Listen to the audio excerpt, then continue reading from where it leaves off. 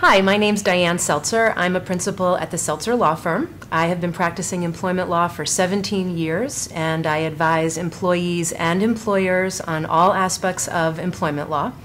And today I'm going to talk about things to look for in an employment agreement, and I'm going to address the employee's perspective as well as the employer's perspective. The first thing I want to address is what are the reasons for having an employment agreement? It can clarify expectations if you have the terms and conditions of the employment set forth in a written agreement, and it can basically give both parties a sense of security about whether or not certain things will happen in the employment relationship, whether someone can be fired for certain reasons, whether severance pay comes into play, or other issues that come up every day in the workplace. If the employment agreement says that the employment relationship can only be terminated for cause, typically cause is defined in the contract. Some employees feel much more comfortable having cause very clearly defined so that they know this is how I lose my job, or this is what I shouldn't do if I want to keep my job, to put it in a more positive light.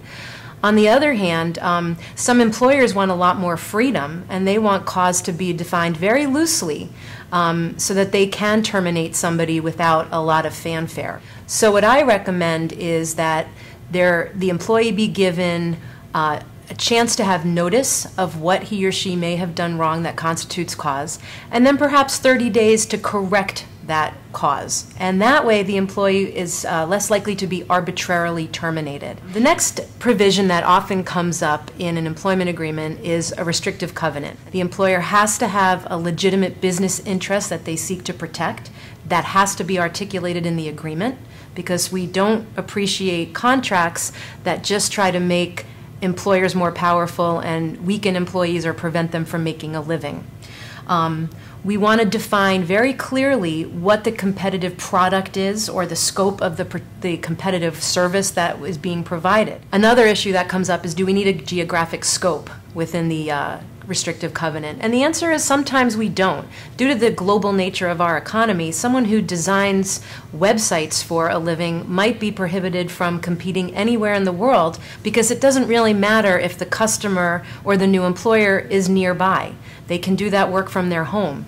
However, if the competitor is a veterinary service, perhaps people aren't going to drive more than 50 miles to take their pet to the vet. The temporal scope of the restrictive covenant is critical to address. This is a matter of state law and will vary state by state. If something is too long, there are courts that will use what we call the blue pencil rule and rewrite the duration to something that is legally permissible. Severance pay is another issue that comes up all the time in employment agreements. Many companies don't have severance pay plans.